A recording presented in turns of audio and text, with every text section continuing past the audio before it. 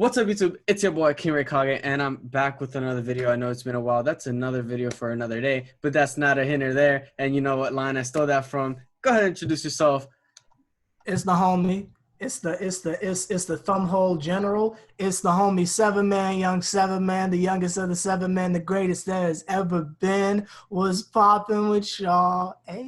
Hey, he's the Jeff Hardy loving Severman. So yeah, he's doing the dance. I don't know if y'all see it because it translates for whoever's talking. I'm fucking it up right now. I'm fucking it up. All right, so in today's video, we're going to be talking about WWE Hell in a Cell 2020. And with that all being said, cue the music.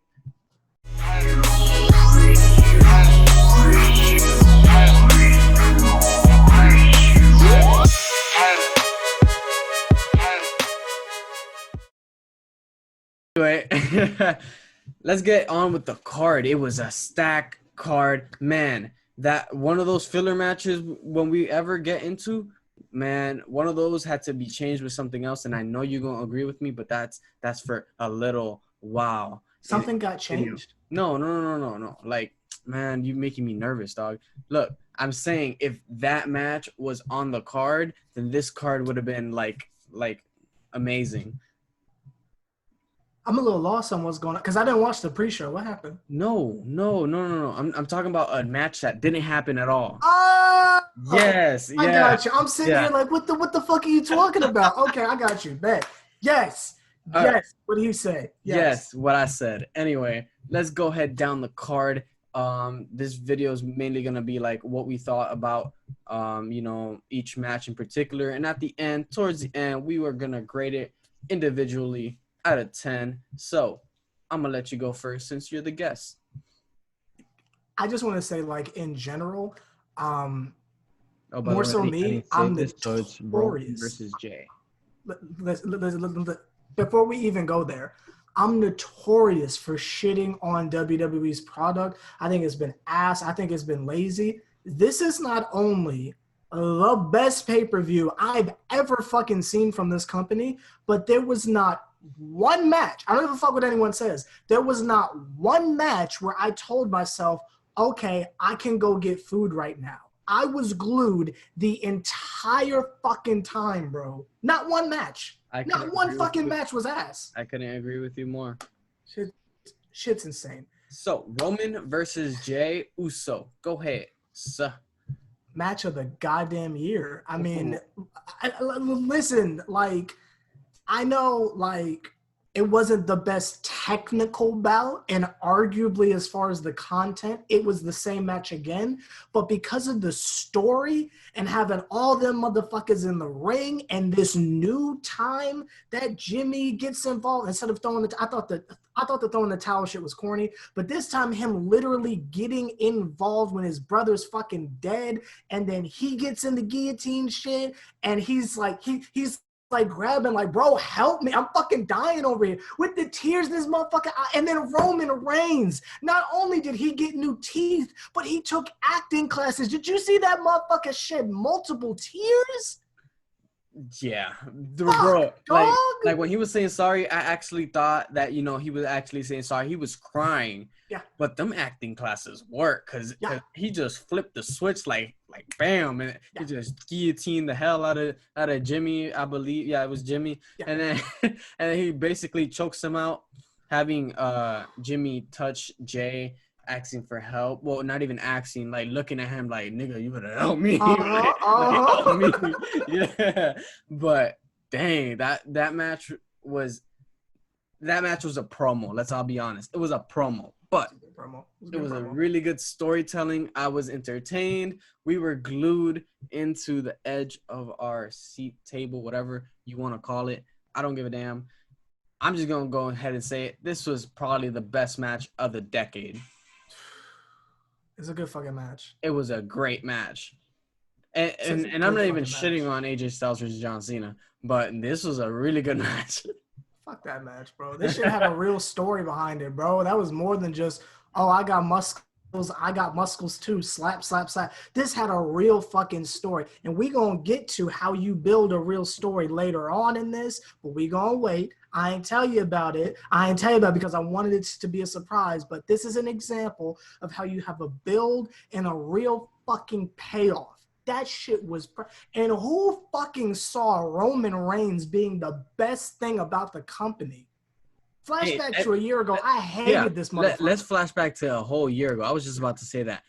Ain't nobody liked him. Ain't nobody thought he was ever going to be a feature. Now he hits a heel turn, and now everyone's like, yes, my Lord and Savior. Like, damn, like he is better as a heel.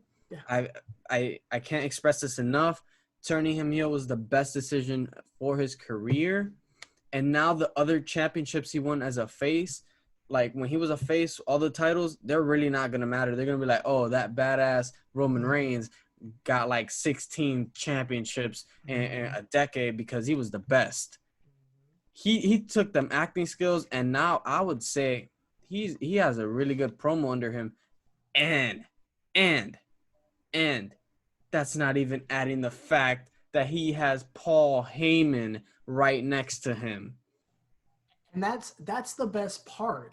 There's so many fucking like crutches and shit that you can try to hang this on. Like, he's got Paul Heyman. Oh, you can turn anyone heel and it's good. No, it's Roman. It's not yes, the situation helps just in case he fucked it up, but it's Roman that's making this shit dope. He's just a fucking badass. Yeah, man. I would say the match was great.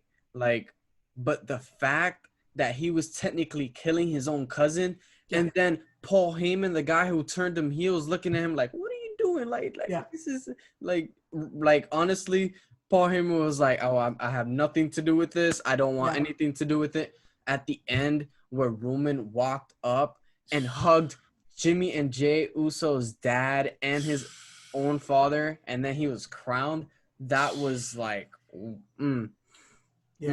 And then even after he stopped guillotining Jimmy, he was like, "I love y'all," and he left. But the expression was like he didn't mean it. Like he's just a badass. Like,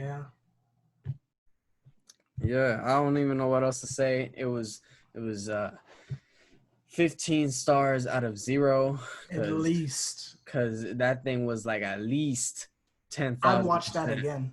I would watch it like 20 times and like it was so good. And like when you go back to it and rewatch it, you will peep things that you didn't see, like you didn't realize before that he said or he did. Like he was whooping him with a leather like whip. Who does that? Yeah. Like who does that? That looked like it hurt. You heard it? Yeah. Bro, I'm not gonna get into the sound effects, but the fact that WWE was putting fake "This is awesome" chants at the right moment was like insane because like that's just how we felt. That's how we felt.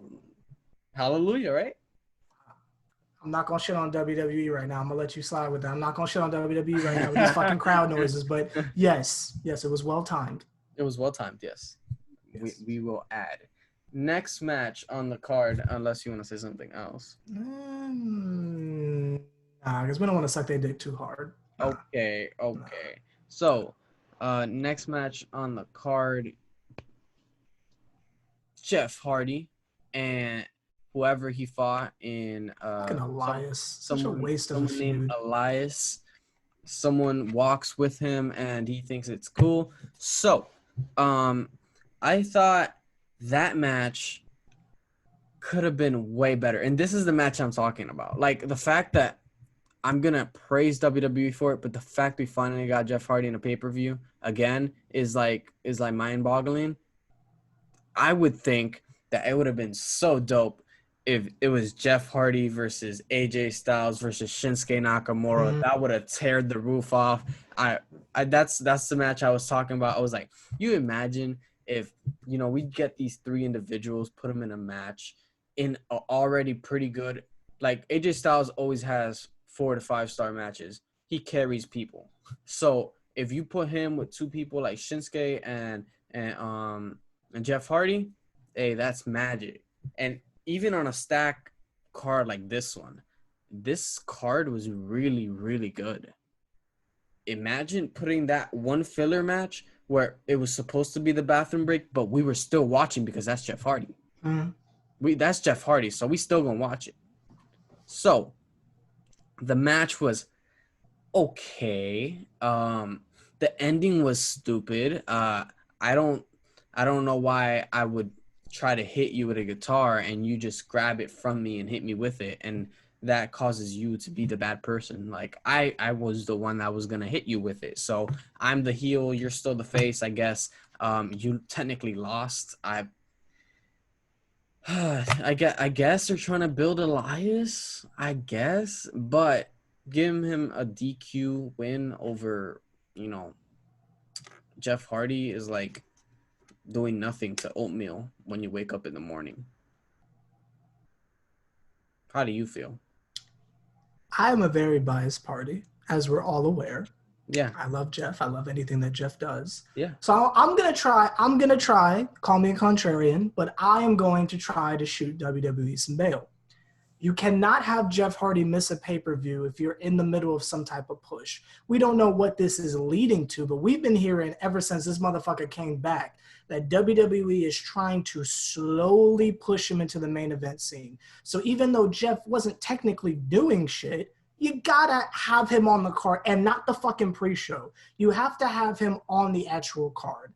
Elias's ass, Jeff can't help that. We can't help that. No one gives a shit about Elias, but they were trying to tie it into this whole long storyline of did he actually get hit by a car when we all. So I get what WWE is trying to do. I'm focused on all of that combined with the finish, and we talked about this. Was that a heel turn? Because if you're trying to like say Jeff is frustrated with being in the mid card and he's gonna do like his own Roman Reigns and he's gonna turn heel and just start fucking people up, I am beyond here for that. If this was a normal WWE match, Jeff would have lost. He would have been laying in the middle of the ring like he always does. He gets his ass whipped. But, oh, we love Jeff because he's an underdog. Not this time. Jeff said, no, fuck that, bitch. Hit him with the fuck. And then walk the fuck off. Like,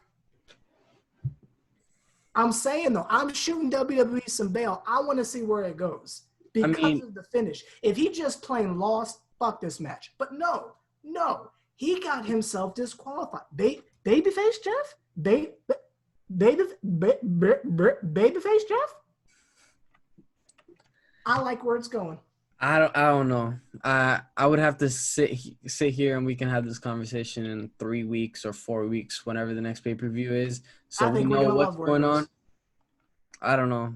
I hope you're right, but if it just turns out that we're just gonna have a rematch in between because Jeff Hardy hit me with my own guitar and then Jeff Hardy loses, I'm just gonna flip. I don't know. You acting like a penguin right now, dog. I'm letting you know. I'm putting that on my left titty right here. I feel it in my left titty. Something good's coming out of this. I feel it right here. Something good's coming. Now the right one is a little skeptical, but my left titty, I feel it. We going somewhere with it. I don't know, dog. I don't know. I would give this match an overall 3 at best out of 5. Just a 3, just because it's Jeff Hardy. Jeff Hardy gave the whole 3. No, Jeff Hardy gave 4 stars. Elias took 1 off, so we're gonna do that. We're just gonna do that. Next match on the card was Miz and Otis. Okay, Miz and Otis. Listen, I don't know for what, but the match wasn't supposed to be good. That ending was what we all needed. We were not wanting to have someone carry the Money in the Bank contract and turn it into a lunchbox and cash it in for some ham and try to win one of the titles. No, we don't want that right now. Not right now. I don't think we want it ever. I don't know about you, since you're talking about your left titty, but I don't want none of that. I think Miz having by the way, mistake when I texted you. I told you he beat Randy when he cashed it in 2011. It was in 2009. It was in 2009. So it's been Oh. 11 years since The Miz has had the Money in the Bank contract, and it's been 11 years since he was the WWE champion. So that's not a hinter, but I wanna see where this goes. He's easily like one of the most underrated WWE superstars right now. He's a great promo at best, and his ring work, yeah, it's okay, but the reason he even talked this on Talking Smack a couple years back, the reason he wrestles, why he wrestles the way he does and the style he does it in, is that way he can always be an Iron Man. The Miz is barely injured. And we had a storyline a couple years back of him saying he was the Iron Man and he wasn't injury prone or nothing, and they just wrote up an excuse to tell him that he was injured. So besides that, he's never had a serious injury, and it's because of the way he wrestles. And yeah, it might be, how John Cena described it. He said pussy, but Fair, fair, very fair. To be fair, The Miz is a great promo. He when he had the IC title, it meant so much. It meant so much. So I want to know where this go. I want to see where it goes. I'm thinking maybe cashing in on the new champion or whoever's the champion right now, unless we go down the card, and hopefully get a match between him and John Morrison for the title. I think that would be dope. It would be good, storytelling and stuff. But your thoughts on the match? Fuck Otis. We're going to leave it as that? There you go. Yeah, okay. Fuck Otis. What do you think about the change in briefcase? Was it the right decision? Fuck Otis. I guess that's a yes then. Do you want to continue talking about it, sir? Or you want to just say fuck Otis and let's go to the next match? Fuck Otis. All right, let's go to the next match, which is Sasha Banks and Bayley. Let me go first, sir. Can I at least say it? Okay, go ahead. It's Crip Gang Sasha Banks versus Jesus Christ. Bayley. Go ahead, sir. Jesus Christ. Listen, earlier in the card, we talked about how you can build up a story, and when you throw it out there, it has a moment, and if I can reach into my artistry bag, you reach the crescendo, if you will. You reach the crescendo. It's that moment at the end of the song where that motherfucker belted just hitting the fucking crescendo. You have built up a fucking story. And I'm sitting here like, well, damn, if the Roman Reigns Uso shit was hitting like that, these motherfuckers got 5+ years of this fucking Sasha Bayley shit. But what they did was only reference quarantine. I said, what the fuck? I was looking over my shoulder. I'm like, is Tory Lanez in this bitch or quarantine? I'm like, what the fuck is going on?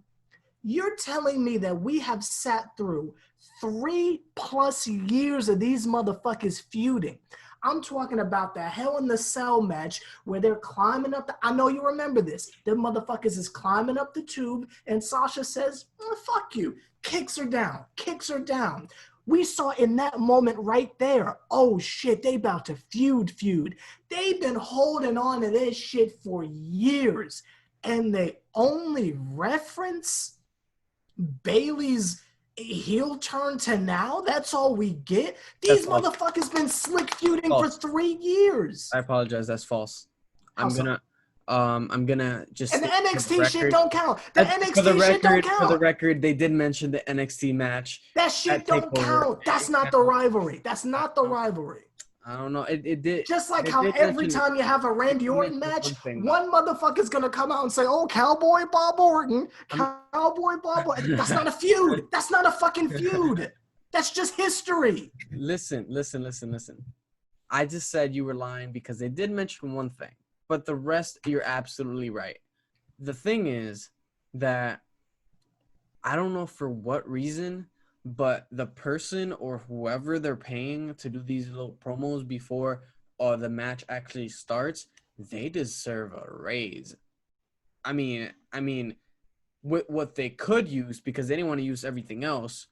They made a really good video package of it. I'm not gonna lie, it was dope. The match was great.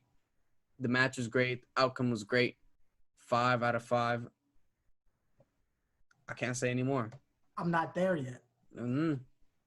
I'm not there yet. Okay. We'll save the match for we're gonna put that to the side. I'm gonna be like Kiro. Put that to the side for a second. I'm talking about the fucking buildup. These motherfuckers been feuding for 3 years.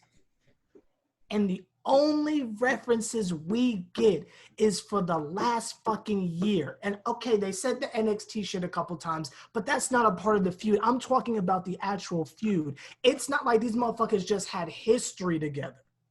It's not like they just had history together. Like Asuka and Bayley have history. They had a couple matches here and there. You can reference that. But it's not like those two have been feuding with each other for 3 fucking years.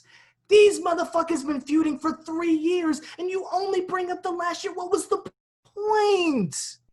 And the gall, the unmitigated gall, to be quite honest with you, I'm beyond irked. I am Steve irked at the fact that these raggedy motherfuckers made me sit through 3 years, 3 fucking years of him feuding to just throw away half of the good shit. They threw away the good shit. It wasn't just, oh, Superman, Super Cena, Bayley. There was some times where Bayley wasn't shit, and it was Sasha treating that motherfucker like she wasn't shit, but we didn't even reference any of it for this fucking payoff for 3 goddamn years. We're finally gonna see these two fucking fight after 3 years, and you don't even mention half of the shit that they did. That's a middle finger to us for watching this shit. I could have stopped watching the product and came back and been equally as satisfied. At the same time, they might not want to, like, show a video package of a face Bayley because she's a heel right now. So, they probably was like, oh, Bayley's a heel, so why are we gonna put her what she did as a face? You see what I'm saying? Ass. I guess. What was the match like? The match was great. The match was great. Okay. The match was great. The match was absolutely perfect. Man, the fact that she ran on top of the table and kneed her right, and then she just fell back to the cage. That was like, that was hard to watch. So many spots. Those weird like kendo sticks on the side of the thing, and they falling on this that was crazy. And I don't feel like Corey Graves and them was giving them the sauce that they should have had. Those were some brutal hits, and they're just like, oh, I guess she fell. What? What? Yeah. Great match. Match. It would have been the match of the night. It's just, again, you see the difference between a match that's so but has an amazing story with someone that's like, oh, now they're fighting. All the girls are fighting. Can we at least mention that the match of the night was the actual first match? Oh, absolutely. Like, absolutely. I thought Jay and Roman were gonna be the last match, or at least in the mid of it. But at the very beginning, like I saw them mentioning their rivalry. I was like, okay. And then I hear the Usos song playing, and I was like, wait, it's about to go down right now? Like not later, like now? And I was like, okay, I guess. And paid off. But let's not going back. Let's go, forward into the next match. Can I also just say, okay, I don't give Sasha and Bayley enough credit as wrestlers. I'm normally just on Asuka's tip 24/7, and I don't really mention the other great female wrestlers. I mean, those two are so fun, and I'm sitting there back and forth damn, who am I going to give the MVP to? Because you see Sasha getting her shit off, and you're like, damn, she might the best in this fucking company. But then Bayley's creativity and some of the shit she's doing, I'm like, did you see the fucking STO outside of the ring on the fucking I was like, God damn, those two. I can't say I've seen, and I haven't seen many from them in all fairness, but the few pay-per-views I've been watching, I don't think I've seen a bad match with them. Now, anytime Charlotte's involved, something's going to get botched, but thankfully she's nowhere near this pay-per-view. But these two motherfuckers, if it's a tag team match, if it's someone's at ringside, they're always pulling out some amazing, and it's not just the spots, the moves. I didn't know you can whip the bank statement out in that many different ways. That's damn near at the RKO level to where that shit can just come out of nowhere. You can fucking sneeze and you look up and you're in the fucking bank statement trying to get a tissue. Amazing wrestlers. Fucking amazing wrestlers. I couldn't agree any more. That they're really, really talented. I would say Sasha's probably the more talented one. Okay. But they don't really let her like do her little things. Like I haven't seen her dive outside since last time she almost killed herself because let's all be honest, like that was dangerous. But Sasha's really, really talented. I would say a little bit more than Bayley. But the thing with Bayley is that I don't think anyone expected her to be this good of a heel. Yeah, that's a good point. And it was taken for granted because she's been champion for like 300 and something days. And we can literally say that I don't even remember like half of the things she did because it was all good. Like she was just there, you know, but it was about time, you know, someone else got a title shot because let's all be honest, we were tired of seeing Bayley versus Nikki Cross. Oh my God. Never again, please. Please, never again. Never again, please. Speaking of never again, shout out to WWE for not putting Seth Rollins and Dominic Mysterio in another fucking pay-per-view match. Thank you for giving us a break. I've had my fill. Thank you for that, WWE. Yeah, there's no fucking Street Profits, none of that shit. It was just a good fucking card. One more quick thing I just gotta throw in there because there wasn't really that many matches because all the matches were so good quality. They were just a long ass good matches. So there's only 2 more matches left. But shout out to all the fucking people of color I'm just seeing on my WWE screen nowadays. We about to get into the Hurt Business. I feel like it's only proper to bring this up now. But, I mean, Jesus, let's just go up. I don't know what you would consider them exactly, but you got the Usos and Roman Reigns. They're Samoans, which are also color. Right. You got Sasha Banks. Thank you, because I was about to say Otis, that motherfucker white as shit. You got Sasha Banks, right? You got everyone in the goddamn Hurt Business. That's a lot of fucking color on our screen. That's a lot of, and they would only give us maybe R-Truth and a Blue Moon and Booker T's black ass. Are you filming? And R-Truth was on the pre-show, so let's count him. R-Truth? Yeah. R-Truth? Shout out to him. These are great times we're living in right now. Yeah.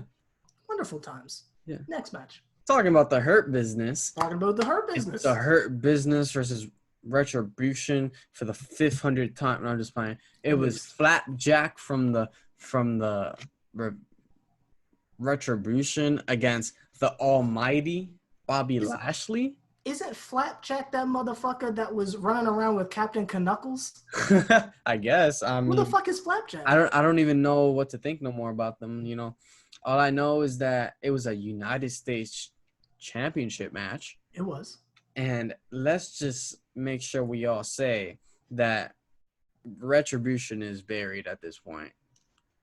What's their thing? I don't watch Raw. What's their thing? Their thing is, I guess it's we were looked upon and passed by, and now we're here together, strength in numbers type of thing.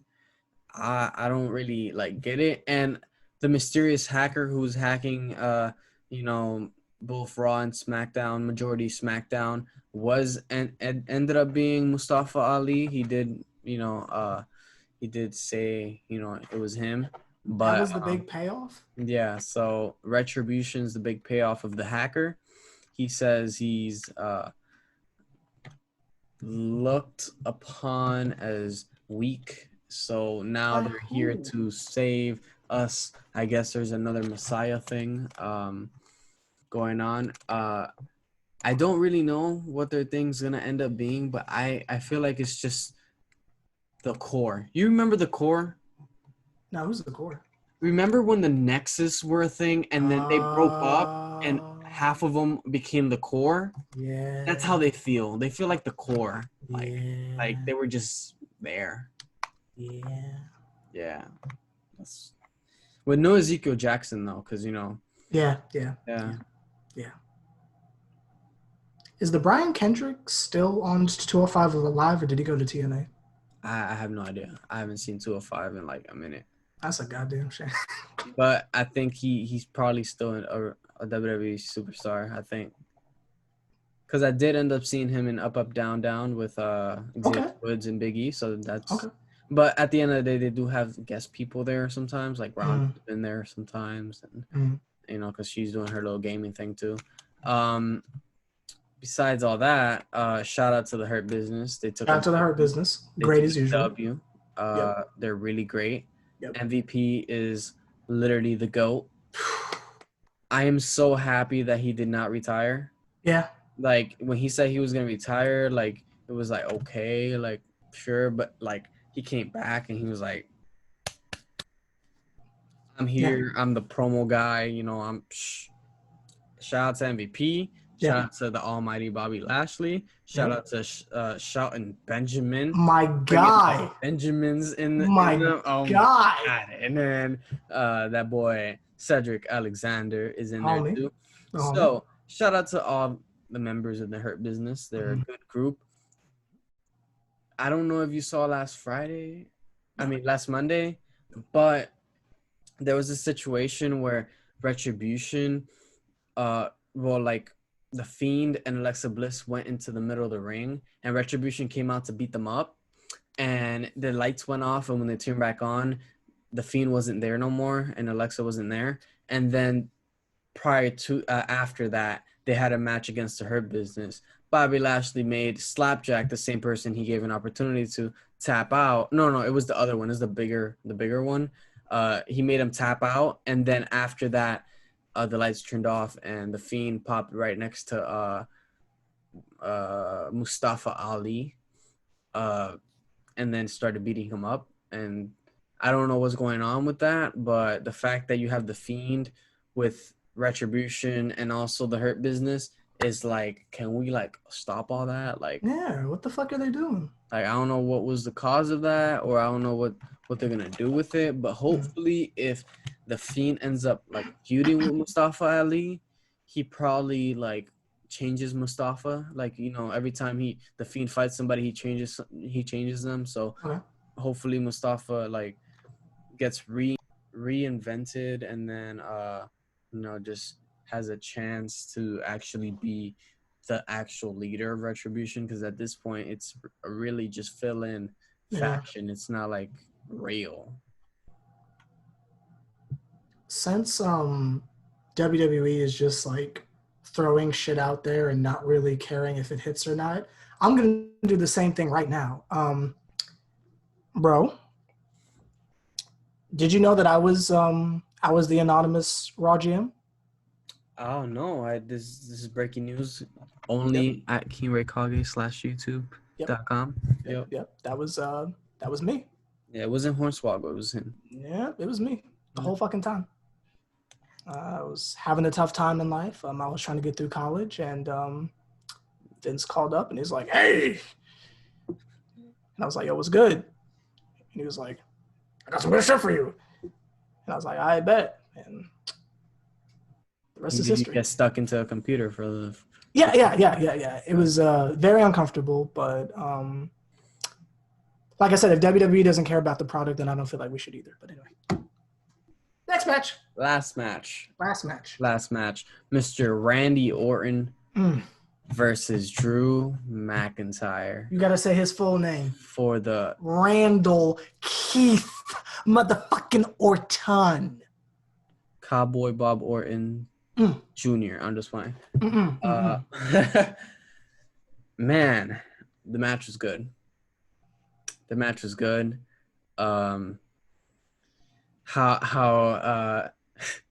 How Randy just kept talking shit, and then he even went up to the top of a 20 feet cage and dared, Drew to like come up, and then Drew ends up falling like 15 feet from the air all the way to a table. That shit, I thought he died. They had Jeff Hardy locked up in the back because he wanted to do that so bad. They was holding him down. It was like swanton from the top of 20 feet. Damn, it was a good match. The end result, Randy Orton is your new WWE champion, tying for second place with Triple H for 14 World Championships. First place, of course, being Ric Flair and John Cena. Wouldn't that make him tied for fourth? No, he's tied for second. So it's first is John Cena and Ric Flair, and then second is Randy Orton. Two first, 2 second. I got you. Yeah, first 2 seconds, just because they still have the same amount, so they're not like playing favorites. Like, oh, we're gonna put him above because he's the newest addition. Hopefully, Randy Orton loses that title to Triple H, and we can cement Triple H's legacy as the cerebral assassin. I'm just playing. Your thoughts of the match, sir? This is again when I have to play a little bit of the contrarian. I thought the match was shit, but I liked the spots. It felt like a spot festival, and that's normally something I would say is a Jeff Hardy match. But for some reason, it was with this. It was just a bunch of cool spots, not really much wrestling. Like when they went up to the top, I'm like, oh shit, we're about to see some like real wild shit up there. But they just kind of had a pipe. And I got your leg. Then it was like, okay, time to go back down. And it's like, oh. And then they like awkwardly go down with the little like holes in the side of the joint. And I was like, oh, this is a spot. I mean, because what the fuck else are they doing? Then they put their feet on a little platform. I'm like, oh, this is a spot. What the hell else are they doing? And it's like, oh, who's going to go through the table? Oh, and then it's like, oh, God, I fell through the table. Oh, my God. Oh, what? And you crawl back into the ring. Oh, and then it's like, oh, the Claymore. No, the Claymore. RKO. Don't got your bitch. Oh, and it's like, a champion. And I was like, oh, okay. Like, you see what Sasha and Bailey did, and you see these motherfuckers, and I'm just like, y'all got to main event? Like, be honest. If it wasn't for the finish, if it was just a straight Claymore and that's it, would we be, like, really up on this? No, we wouldn't, because literally Drew McIntyre fell from 15 feet down. Then he literally just gets, like, petted to walk inside the Hell in a Cell. And then after he goes inside, he Claymores. After falling 15 feet from the air, he Claymores back up. And if he would have just won at that point, I would have thought he was like Superman, the reincarnation of a Scotland-bound like Superman. Because God, like you can't fall 15 feet from the top of a cage and then end up still winning. Like I don't know how I would have felt if he would have ended up actually winning, unless they would have just went back up there and Randy would have actually fell too. So then we would have had like balance on there, I guess. It's just the match was good for me. I just thought there was plenty of spots to call it a good match. It wasn't the match of the night. That has to go hands down to Jimmy and Jay, the first match, just based on the story. But that's exactly what you said. There wasn't technical wrestling in the first match. It was just, oh, I beat you up, but we have a story. The only difference is Randy and Drew did the exact same thing, but it was more like, oh, just quarantine. Exactly what you just said about Sasha Banks. The story of Randy and Drew. Randy got his ass beat for 2 months, and then because a motherfucker fell off the side of the cage and was a little bit slower, now he's the champion. I mean, it's still when you tie into the fact that they've been at it for a couple months and they've been doing shit to each other, and it's like, every time I see Randy, I'm just gonna beat his ass. That's exactly what it was. Like, you know, the package I think was more entertaining than the actual match, but the pre thing, yeah. Besides that, Tribal Chief. It is the time of the day to give our individual ratings for the show. Out of 10, you're the guest. Go ahead. Overall, and why? I want to be that guy and take a point off because of how much I was just falling asleep during the Drew McIntyre match. But again, the ending just saves the whole shit. You got Randy to win. Now he's got a legitimate hurdle to jump. Like, saved it. Hey, call me a dork. Call me a stan. Call me a nerd. This shit's a 10 out of 10. There was not one match combined with the finish and a story that I said, this shit's ass. I enjoyed the entire show. 10 out of 10. For me, I'm not going to be the guy to take a point off, or I might be the guy to take a point off. But for me, I would say a 9.5. This motherfucker. Because I felt like Jeff Hardy should have got a better opponent than Elias.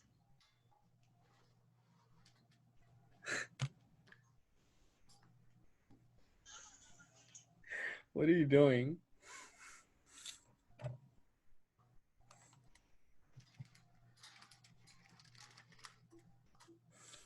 Continue.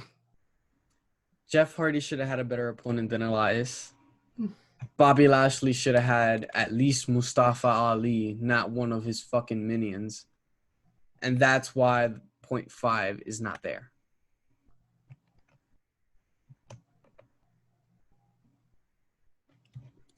Or so you thought.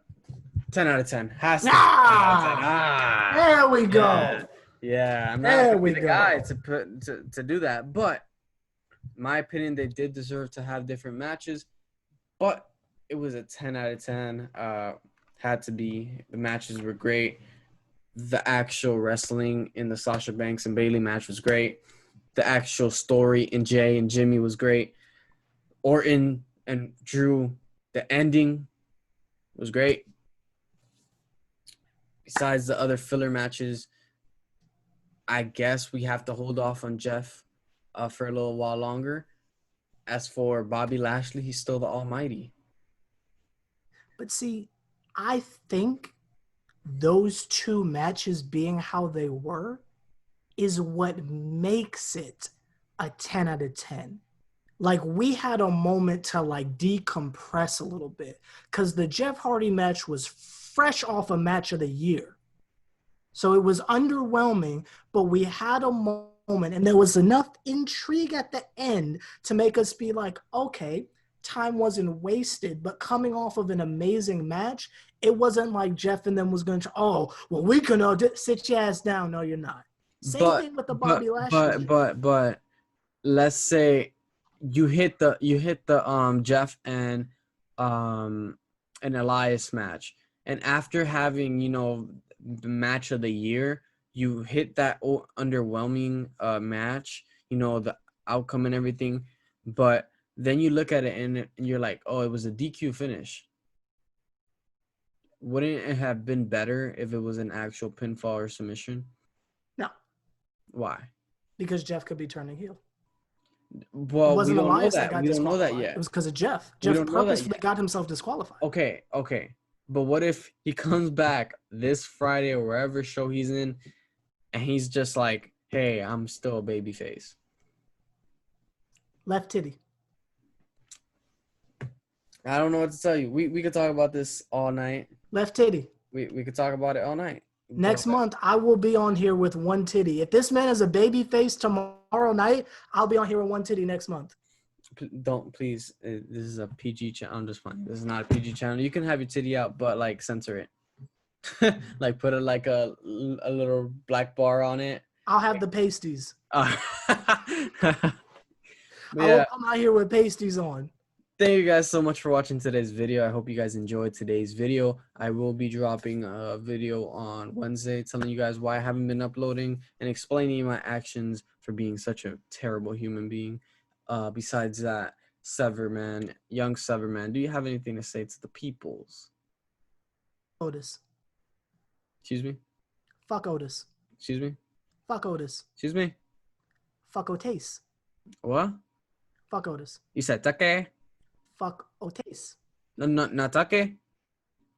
Yes. Okay. So we had a heel turn from Tuck. We didn't mention that. We had a heel turn from Tuck. We did. We had a heel turn from Tuck. A brief explanation about it. It was the right thing to do because they're already splitting up. So might as well kill them too. Even though we've been splitting up a lot of tag teams recently. A lot. I heard the Iconics broke up. Yeah, the Iconics broke up. A lot of more people broke up. So. Damn shame. All that being said, thank you guys so much for watching today's video. Hope you guys enjoy. Make sure you guys check out his channel, even though most of you guys are from his channel. And yeah, we'll see you next month with Survivor Series. Ooh, that should be good. Ooh, Survivor Series. Good. We're gonna have another NXT versus. I'm just playing. NXT versus Raw and SmackDown. I actually hope we do. That might be dope. I mean, it might be, but I think it should be bragging rights, just like back then when it was just Raw and SmackDown. Leave NXT alone. We don't want to see them lose. They're. Let's just do that. I'd like to see Finn Balor fuck up Randy Orton. I guess. I'd like to see that triple threat match. Is he the champion still? I believe so. Yeah, so Finn Balor, Roman Reigns, Randy Orton. That's a good-ass match. Yeah, but then Roman's just going to win. I'm here for it. That's a tribal chief. So then it would be, who's the North American champion? I don't even know.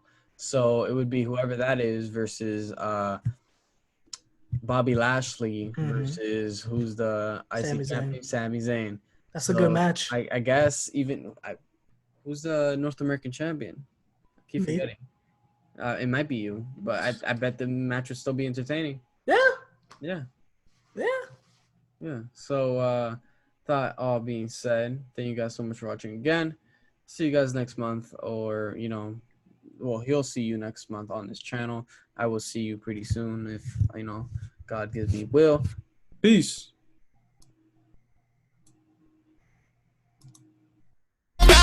To me.